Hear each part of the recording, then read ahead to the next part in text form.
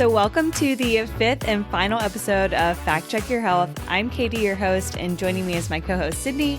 So the first thing that we're going to discuss today is a topic called confirmation bias. And then we're going to go through the process of how you can actually use all of the information that you found online to come to a conclusion about what is actually best for you and your health. So I actually don't know a lot about confirmation bias myself. So Katie's going to take it away and she's going to explain to us what confirmation bias is and why it's so important. So confirmation bias, I feel like, is a term that a lot of people hear, but maybe they're not exactly sure what it is. So if you aren't familiar with what confirmation bias is essentially our tendency as humans to want to seek out information that confirms or reinforces our existing beliefs about a specific topic, and maybe ignore or not value evidence that might be contradictory to what you believe. So in the context of health research, confirmation bias is going to lead us to a skewed interpretation of what the data or the research out there might be saying, because we're going to be biased towards wanting to just confirm our prior beliefs. Okay, so then why is confirmation bias so important and why is it something that we want to avoid? So confirmation bias is going to be important to be aware of because it could keep us from developing a well-informed opinion about that health topic that we're trying to do research on. So for example, let's say that you were trying to get some information about a health topic that you're interested in, but you're not really aware of confirmation bias. It could keep you from seeing information that's maybe super important to that decision, but that's maybe opposite to what you're currently thinking. So by recognizing, that we all have this bias and by actively trying to avoid it, it can help us gather all of the information out there, whether it agrees with or disagrees with what we originally thought, so that when we're making that decision, it can be a more balanced view with all of the information out there. Okay, so that makes sense. So I think maybe to help everybody understand, we should give an example. So let's say that maybe you're somebody who has always believed that organic produce is better for you and you have bought organic produce for years now. You are probably going to be more likely to pay attention to studies that say organic produce is better for you, and you're probably going to ignore studies that say there's not really a difference between organic produce and just regular produce. So that's confirmation bias because you're paying attention to the studies that reinforce the preconceived notion you have that organic food is better for you. Is that right, Katie? Yeah, exactly. So by being aware of that confirmation bias and the fact that we're prone to want to do that, we can make a conscious effort to try to get information on both sides of an argument that we're looking to do research on. And I think it's important to point out that it's impossible to completely eliminate all of your biases. But rather than trying to eliminate them, we can be aware of them and we can consciously make an effort to surround ourselves with well-rounded information and not only seek out information that reinforces our biases. That way we can have all the information needed to make a good decision with regards to our health. That's a really good point. Another thing to note is that social media does not help when it comes to confirmation bias. So everyone with a social media account has seen that the algorithm learns what we prefer and what we like. So it's going to continue to give us similar information that's just going to continually reinforce that belief. So whenever we're doing health research, we want to try to avoid this by seeking out information that doesn't just align with what we believe in, but also information that might be opposite to what we believe in. So now that we've described what confirmation bias is and why it's so important, let's go through some ways that you can minimize confirmation bias when you're doing your health research. So one thing that we can do to help avoid confirmation bias whenever we're doing our own health research is by choosing what we type into the search bar. So what we can try to do is avoid phrases that are just going to be confirming one belief. So for example, let's say that we want to determine whether a specific brand of vitamin works for hair growth. Instead of going to the search bar and typing in, does this brand of vitamin work for hair growth?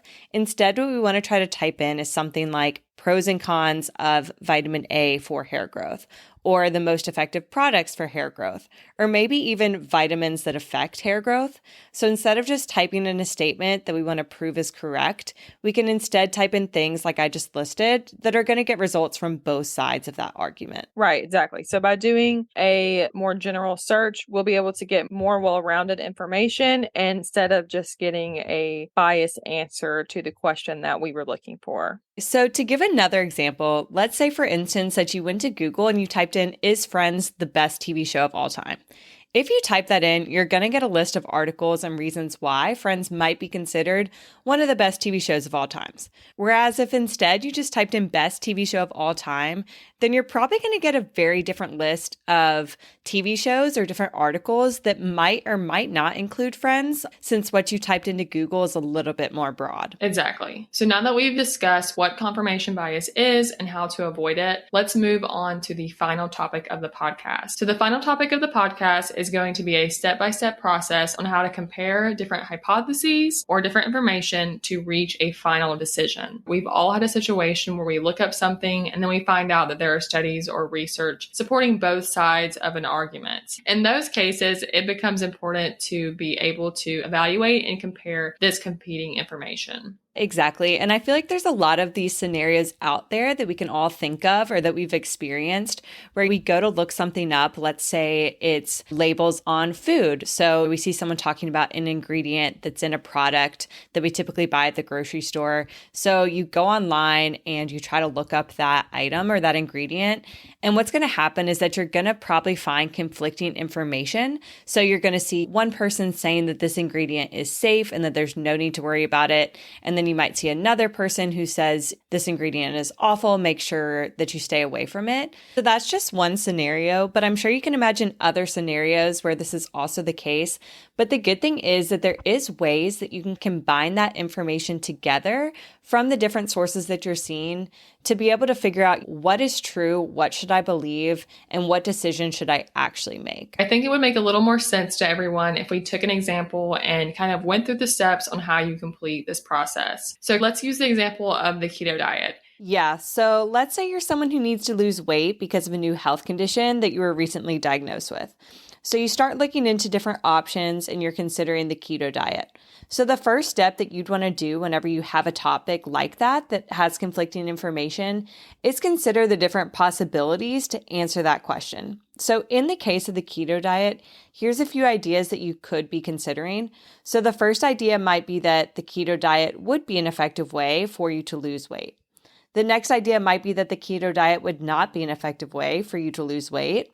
And then the third idea might be that the keto diet could potentially have some negative impacts on your health, considering your current health situation. So by recognizing these different possibilities, we can avoid just assuming that there's one correct answer, and then we can try to find information to decide which answer is the most correct and the best for us in that particular scenario. So then once we've considered the different options or possibilities, the next step is going to be to gather relevant information. So to do this, we want to try to search for scientific articles or studies like we talked about in episode 1 and episode 2. And that's really going to help us get all the information that we need to consider later whenever we're weighing those different options. So once you have the different ideas and once you've gathered the research that supports the different sides, we can move on to the third step of the process. So for the third step, what we want to do is we want to carefully examine the research that we found. So this is going to be all of the things that we talked about in episodes 3 and episodes 4. So we really just want to evaluate the studies based on these different criteria that we talked about in those episodes. Exactly. Do you want to just give a brief refresher on those things that we covered in episode 3 and 4? Yeah, for sure. So if you'll remember, you want to think about the study type and whether it is a randomized controlled trial. Then you want to think about whether the results are statistically significant or clinically significant. You also want to consider whether there's multiple studies that are high quality that agree on a conclusion. So if you find one study with a random finding, then you shouldn't hold a lot of weight to that. You need multiple studies that agree on your conclusion. And lastly, you want to look at who did the studies and how credible they are. So studies that are done by well-respected scientists and that are published in good scientific journals are generally considered to be more trustworthy. There's no guarantee at the end of the day, but it can be a helpful thing to consider when you're torn between options. So basically by looking at all of those things, we can then determine the strength of the different studies, and then we can almost make like a pro-con list to weigh the different evidence. So let's say, for example, that we had a lot of studies with a lot of good information that supported the first idea, the idea that the keto diet was good for weight loss. If most of our studies back that up, then you probably want to come to the conclusion that the keto diet was something that you'd want to try for your weight loss at that time.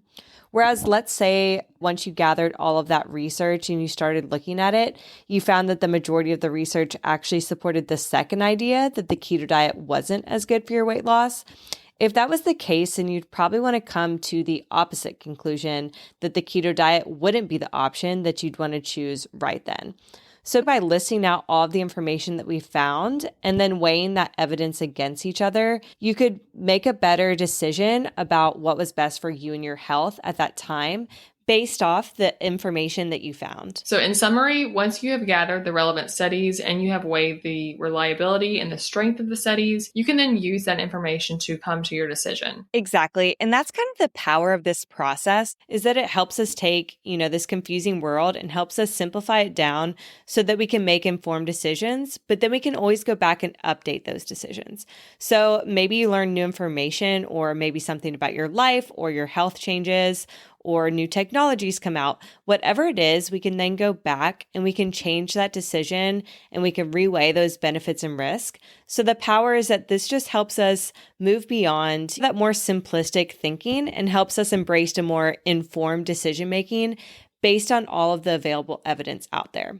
So we hope that this final episode leaves you equipped with all the tools that you need to be able to navigate the world of health research and be able to challenge your biases and ultimately make informed decisions about your health. So that concludes our journey. We want to thank you guys for hanging out with us these past 5 episodes, and we hope that you learned a lot and that you're able to take this information and apply it to your life in a meaningful and helpful way. Thank you for being a part of the Fact Check Your Health community.